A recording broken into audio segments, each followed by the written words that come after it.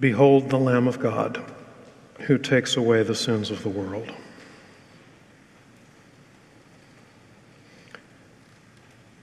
When we say, I can't take it anymore, Jesus, take it away, please, where do you take the sins and brokennesses of the world, Jesus?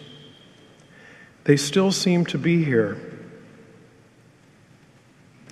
I imagine Jesus saying, I take them into my body, and there I transmute them into my body and blood, into something to feed you, food for you. Yes, it takes yeast to do this, the yeast of love. And if we ask, what is his meaning in this? Along with Dame Julian of Norwich, we say, his meaning in this is love. God's meaning in everything about Jesus is love. Now imagine you had less than 24 hours to live. And imagine that you knew your friends were about to betray you, or deny they even knew you, or about to fall asleep out of grief or flee. What would you do? Throw a dinner party for them? Get down on your hands and knees and wash their feet? Pour yourself into their trembling hands and weak hearts through bread and wine? I wouldn't, but he does. Why does he do this? If you would know his meaning, Dame Julian says, know this: it was love.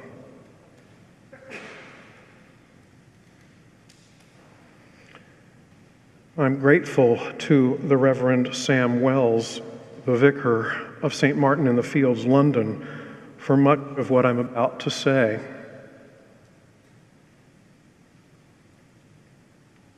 In his book, Hanging by a Thread, he writes about a novel and a movie called The Boy in the Striped Pajamas. It's set in Germany during the Second World War.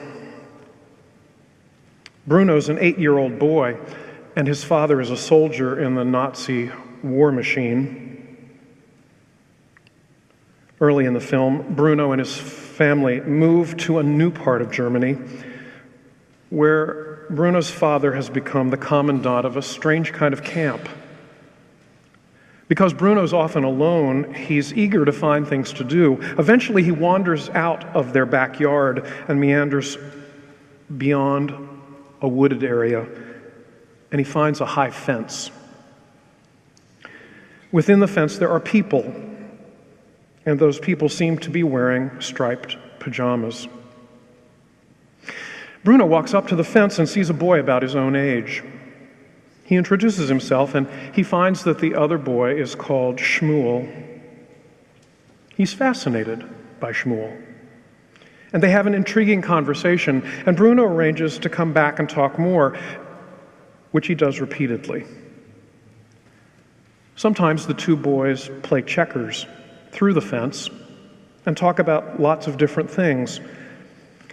And often they have to break off their conversation for fear they will be discovered.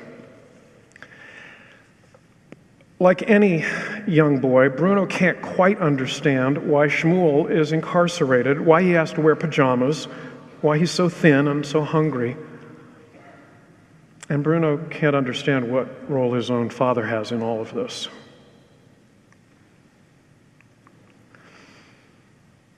There's tension in Bruno's own home, and it intensifies as his mother and sister come to realize exactly what's really going on in the camp. But one day Bruno gets a surprise. He's playing in his own home and he sees Shmuel working as a cleaner in the dining room. Bruno gives Shmuel some food, but he's interrupted by a soldier who demands to know why Shmuel is eating and where he got the food from. Bruno panics and says, "I don't know, I've never seen him before."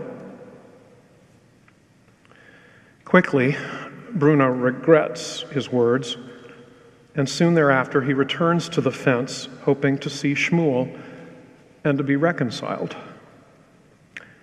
There's a large black eye on Shmuel's face. It tells the tale of what Shmuel had to pay for Bruno's betrayal.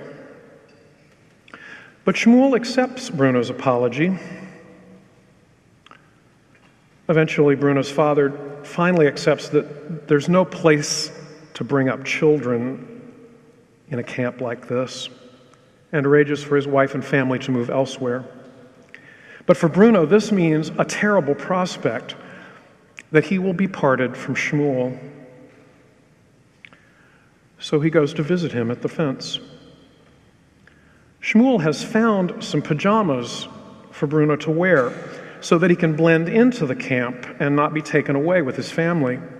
So Bruno scrambles under the fence and into the camp and dons a striped hat so that no one can tell that his head is not shaven.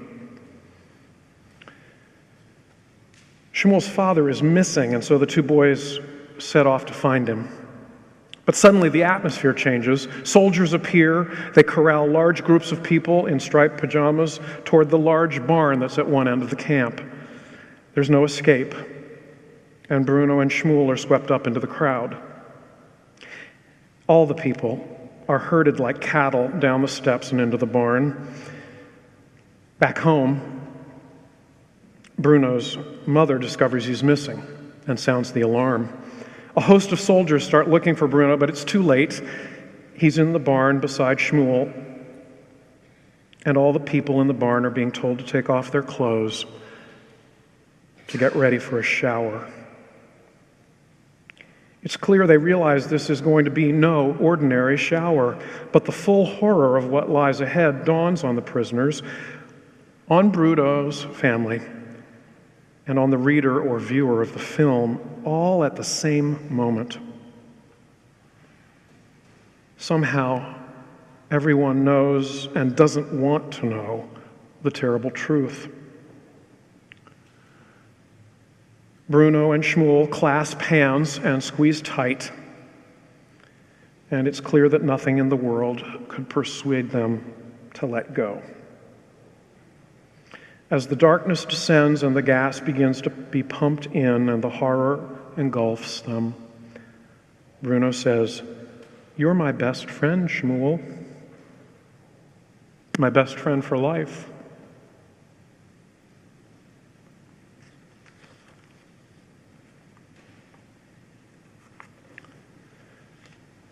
This could seem to be a children's story, but it's not. It's a story about the way we murder each other, about deception, about our nation and other nations' ability to hide the truth from itself and from others. It's about merciless cruelty. It's about systematic genocide. It's about world-ending slaughter and suffering that is unimaginable. But at the heart of the story are two boys who become friends because they don't know any better.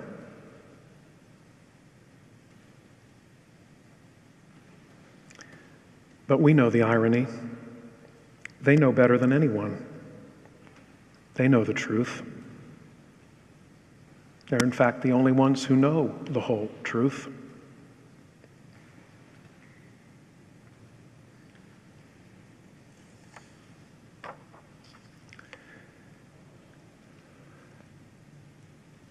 This story of Bruno and Shmuel side by side,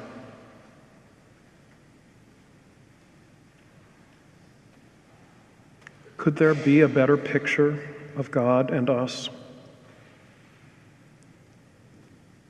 Here, In the midst of our history, God is willing to become one of us and willing to take on the cross. Jesus crawls under the fence of heaven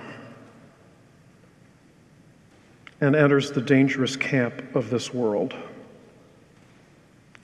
knowing with all likelihood that his coming among us will sooner or later result in an inglorious, horrific end. His death by state execution. Jesus slaps on himself the baggy clothes that we all wear. The clothes of exclusion and the clothes that yearn for friendship. And Jesus prepares to face the consequences of what it's like when human beings reject God. Jesus becomes a Jew and discovers for himself the absolutely reviling, utterly life-destroying persecution that Jews have known down through the ages. Jesus becomes a child and places himself at the mercy of adults who seem to know what they're doing, but can't be trusted to really have any idea what they're doing. In the midst of it all, Jesus decides to stay there, right beside us, saying, "You're my best friend for life. I wouldn't be anywhere else in the world right now, but here, beside you."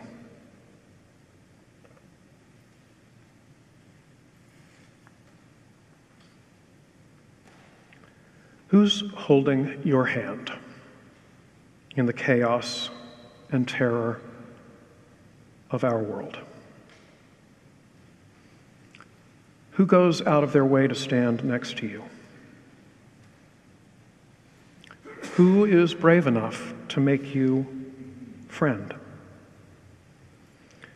and has forgiven you when you turned your back and still has come alongside and worn your baggy clothes and not only faced the reality of your existence and known the fear that you thought was yours alone, but shared it with you?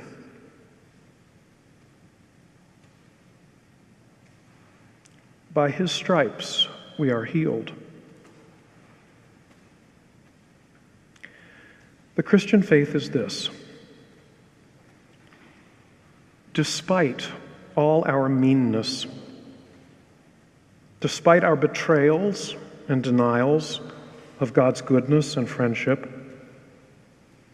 despite the danger and the guilt and the disgrace we take on, God still chooses to become friend. The one standing beside us in the madhouses of this world, our gas chambers,